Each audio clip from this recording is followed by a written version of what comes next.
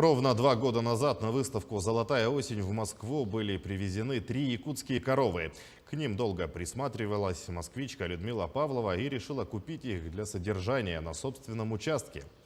Как себя чувствуют северные обитатели в средней полосе России, узнаем из материала Максима Кардоза. Хорошая. В Подмосковье появилось настоящее стадо якутских коров. Ну, привет, красавица. 2 года назад энтузиасты из деревни Зыбинка приобрели 3 особи. И наши северные жители в средней полосе России чувствуют себя прекрасно, вольготно, у них отличный аппетит. И спустя эти 2 года их уже не 3, а 6. И они расширяют свое меню. Очень любят, например, яблоки и местные груши. Правда?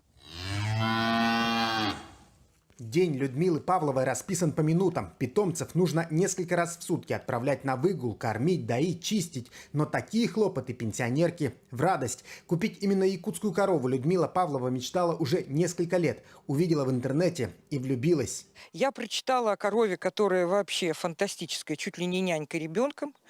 Оказывается, и такая, и она и вообще покладистая, припокладистая. Вот мне это было самое важное. То, что она дает не очень много молока, это было как раз кстати. И она маленькая, и вообще все при ней.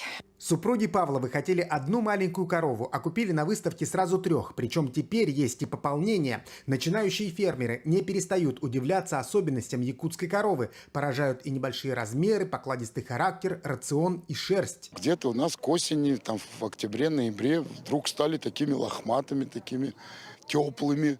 Я говорю супруге: Людмила Анатольевна, скорее всего, зима будет холодная.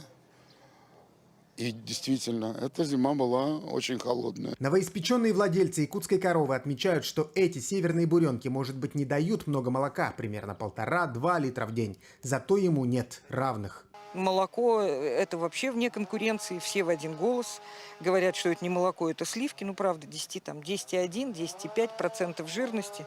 Я думаю, это вполне для молока, чтобы его зауважать, достаточно. Хочу им сказать огромное спасибо от всех, наверное, любителей якутской породы за такое внимательное, такое очень нежное, даже такое родительское отношение к ним. Они про каждого рассказывают с большой любовью, это очень трогает.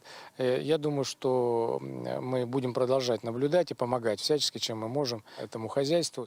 У Якутии вполне может появиться новый бренд, считают эксперты. Коровы из Заполярья активно обретают новых поклонников, и руководство республики готово приложить усилия, чтобы в России их стало еще больше. Максим Кардозу, Джура Березкин, Московская область.